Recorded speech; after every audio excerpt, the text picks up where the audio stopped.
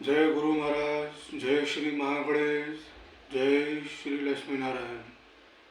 भक्तों, जैसा कि पहले मैंने आपको गुरु ध्यान, श्री गणेश ध्यान और श्री लक्ष्मी नारायण का ध्यान ये पहले वीडियो में बता चुका हूँ। अब मैं आपको कार्तिक मातम्य का दूसरा अध्याय सुनाने जा रहा हूँ। ध्यान पूर्वक सुने।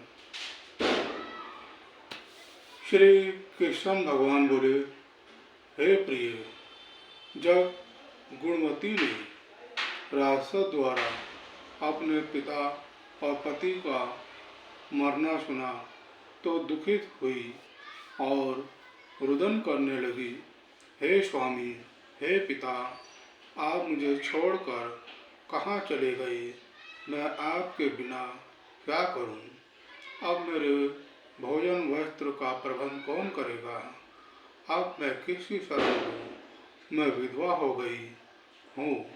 विधाता का मेरे ऊपर कोप हुआ, मैं कैसे जीऊँ?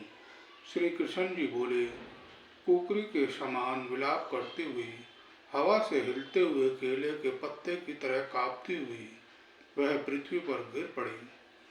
थोड़ी देर में सावधान होने पर फिर विलाप करने लगी और शोक समुद्र में डूब गई। उस गुणवती ने घर की सब वस्तुएं बेचकर यथाविधि से अपने पति की परलौकिक क्रिया की और उसी नगरी में विष्णु भगवान की भक्ति में तत्पर होकर इंद्रियों को वश में कर शांति से रहने लगी और मरण तक एकादशी और कार्तिक मास के व्रत आदि करती रही। हे प्रिय, यह दोनों व्रत मुझे अत्यंत प्यारे हैं, जिसके करने से भोग और मोक्ष की प्राप्ति होती है, पुत्र और संपत्ति मिलती है। कार्तिक की तुला राशि पर सूर्य निकलने पर महापापी जो भी प्रातःकाल स्नान करते हैं वे भी मुक्ति को प्राप्त होते हैं। जो मनुष्य स्नान, जागरण, दीपदान और तुलसी का पालन करते हैं वे विष्णु के रूप हैं। श्री विष्णु भगवान के मंदिर में झाड़ना, सतिया गाड़ना और विष्णु की पूजा आदि का कार्य जो मनुष्य करते हैं वह जीवन मुक्त होते हैं। इस प्रकार वह गुणवती हर एक वर्ष कार्तिक व्रत और विष्णु भगवान का नित्य ही पूजन करती रही। एक समय वृंदावस्था के कारण दुर्बल होने से रोग और ज्वर से पीड़ित होने पर भी गंगा स्नान को गई। जो ही पानी में उतरी, जाड़े के मारे कांपने लगी। उसी समय गुणवती ने आकाश से आता हुआ विमान देखा। शंख, चक्र, गदा, पद्म आदि आयुधों को लिए हुए विष्णु के रूप धारण करने वाले पार्षद गरुड़ की ध्वजा वाले अप्सराओं से युक्त ऐसे विमान में बिठाकर वैकुंठ को ले गए। प्रदीप अग्नि के समान कीर्ति वाली गुणवती विमान में बैठी हुई कार्तिक व्रत के प्रभाव से मेरे पास आ गई। जब ब्रह्मा आदि देवताओं की प्रार्थना से मैं पृथ्वी पर आया तब वे गण भी मेरे साथ आए। हे भामी, यह सब यादव मेरे गण हैं और तुम्हारे पिता देवा शर्मा भी इस जन्म में सत्राजित हुए और तुम्हारे पति चंद्र शर्मा इस जन्म में अक्रूर हैं। और हे देवी, तुम वही गुणवती हो जो कार्तिक के स्नान के प्रभाव से मेरे लिए अत्यंत प्रिय हो। तुमने तो मेरे मन मंदिर के सामने तुलसी का बगीचा लगाया, उसी से यह कल्पवृक्ष तुम्हारे आंगन में है। कार्तिक में जो पहले तुमने दीपदान दिए या किए हैं, उसी फल से तुम्हारी सुंदर देह और घर में लक्ष्मी देवी का निवास है, जो संपूर्ण व्रत आदि पति स्वरूप भगवान को अर्पण किए थे। इसलिए तुम मेरी पत्नी बनी हो और तुमने जन्म मृत्यु तक जो कार्तिक व्रत उपवास किए हैं इससे तुम्हारा वियोग मुझसे कदापि नहीं होता। इसी प्रकार कार्तिक में व्रत करने वाले तुम्हारे समान मेरे प्रिय होंगे। सूत जी बोले, सत्यभामा भी अपने पूर्व जन्म का सब हाल जानकर बड़े प्रसन्न हुई। जय श्री हरि, जय श्री हरि। बोलो श्री नारायण भगवान की जय। बोलो कार्तिक महात्म्य की जय। जीवन नारायण नारायण हरि हरि। जीवन नारायण नारायण हरि हरि। बोलो बांके बिहारी लाल की जय। बोलो विष्णु भगवान की जय। तो भक्तों, तीसरा अध्याय।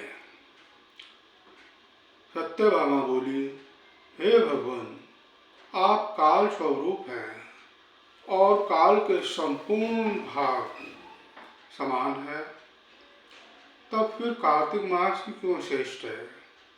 हे देव, सब तिथियों में एकादशी और सब महीनों में कार्तिक मास का महीना हे आपको प्रिय है। श्री कृष्ण बोले, हे कांते, तुमने अच्छा प्रश्न किया है। एकांकित होकर बेन के पुत्र पृथु और महर्षि नारद का संवाद सुनो। जिसे पहले पृथु ने नारद से पूछा, तब नारद जी ने कार्तिक मास की श्रेष्ठता कही। नारद जी बोले, पहले सागर का पुत्र शंख नामक राक्षस त्रिलोकी के मथने में समर्थ हुआ। उसने संपूर्ण देवताओं को जीत स्वर्ग से निकाल इंद्र आदि संपूर्ण लोकपालों के अधिकार अपने हाथ में कर लिए। सब देवता उसके भय के मारे अपने अपने स्त्री पुत्र आदि लेकर बहुत वर्ष पर्यंत सुमेरु पर्वत की गुफाओं में वास करते रहे। जब देवता गुफाओं में रह रहे थे, तब शंखासुर ने विचार किया, मैंने देवताओं को जीत तो लिया है, तो भी वे बलवान मालूम होते हैं। हाँ, अब जान पड़ा कि वे सब वेद मंत्रों से युक्त हैं। इससे उनके वेद मंत्रों का हरण करने से वे सब बलहीन हो जाएंगे। ऐसा विचार कर वह असुर विष्णु भगवान को नींद से ग्रस्त देख स्वयंभू ब्रह्मा जी के लोक में जाकर वहां से वेदों को निकालकर चलने को तत्पर हुआ। तब वह सबके भय के मारे यज्ञ के मंत्र और बीजों समेत जल में प्रवेश कर गए। तब तो वह शंखासुर भी उन्हें ढूंढता हुआ समुद्र के भीतर विचरने लगा, परंतु वे वेद एक स्थान पर कहीं भी प्राप्त न हुए। पीछे से ब्रह्मा जी सब देवताओं को संग ले और पूजा की सब सामग्रियां इकट्ठी कर वैकुंठ में विष्णु भगवान के शरण में गए। वहां उनके जागने के निमित्त सब देवता गाने बजाने लगे और गंध धूप बार बार देने लगे। उनकी भक्ति से संतुष्ट होकर भगवान ने नेत्र खोले। तब सब देवताओं ने विष्णु भगवान के दर्शन किए और षोडश उपचार से पूजा करके दंडवत पृथ्वी पर गिर पड़े। तब तो माधव भगवान उनसे कहने लगे, हे देवगण, मैं तुम्हारे भजन कीर्तन आदि कार्यों से प्रसन्न हुआ हूँ। मैं आप लोगों की मनोकामना पूर्ण करूँगा। आश्विनी शुक्ल पक्ष की एकादशी से देव उठनी एकादशी तक पहर भर रात्रि रहे। तब से जो मनुष्य तुम्हारी तरह भजन और कीर्तन करेंगे, वे मुझे प्रसन्न कर मुझे प्राप्त होंगे। शंखासुर जिन वेदों को हर लाया है, वे सब जल में स्थित हैं। उन्हें मैं शंखासुर को मार कर लाऊंगा अब ये बीज मंत्र समेत सब वे प्रतिवर्ष कार्तिक के महीने में सदा जल में निवास करेंगे। मत्स्य रूप धारण कर मैं जल में जाता हूँ।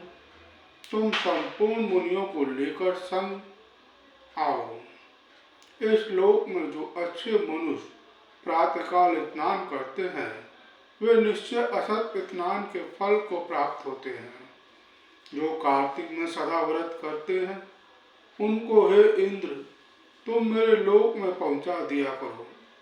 हे यम तुम सदा उनकी विघ्नों से रक्षा करते रहो। और हे वरुण तुम उनको पुत्र पौत्र आदि देते रहो। हे कुबेर तुम उनकी धन वृद्धि करो जिससे यह मेरा रूप धारण कर सशात जीवन मुक्त हो जाए। और हे अन्य देवताओं जो जन्म से मरण तक उन बातों को धारण करते हैं वे तुम्हारे द्वारा भी पुंजे हैं। जैसे तुमने मुझे एकादशी को जगाया है इसलिए यह तिथि सदा मनाने योग्य है। दीवन नारायण नारायण हरे हरे रुक्मण नारायण नारायण हरे हरे श्रीमन नारायण नारायण हरे हरे। बोलो बांके बिहारी लाल की जय। बोलो वासुदेव की जय। हर हर महादेव। जय जय श्री राधे। बोलो तुलसी मैया की जय। बोलो लक्ष्मी नारायण भगवान की जय। तो भक्तों तीसरा अध्याय संपन्न हुआ। यदि आपको यह वीडियो अच्छा लगा तो आप इसको अधिक से अधिक शेयर करें और अधिक से अधिक लोगों को इससे जोड़ें और लाइक कीजिए, सब्सक्राइब कीजिए जिससे कि हमारा जो भी वीडियो बनता है तो सर्वप्रथम आप तक पहुँचे। जय गुरुदेव। जय श्री हरि। जय श्री हरि। आपके परिवार में प्रेम, ऐश्वर्य, धन, सुख, समृद्धि और लक्ष्मी की सदा कृपा बनी रहे। जय श्री हरि। तो भक्तों आज का दूसरा अध्याय और तीसरा अध्याय संपन्न हुआ। चौथा अध्याय अगले वीडियो में देते हैं। जय श्री हरि। तब तक बने रहे चैनल पर।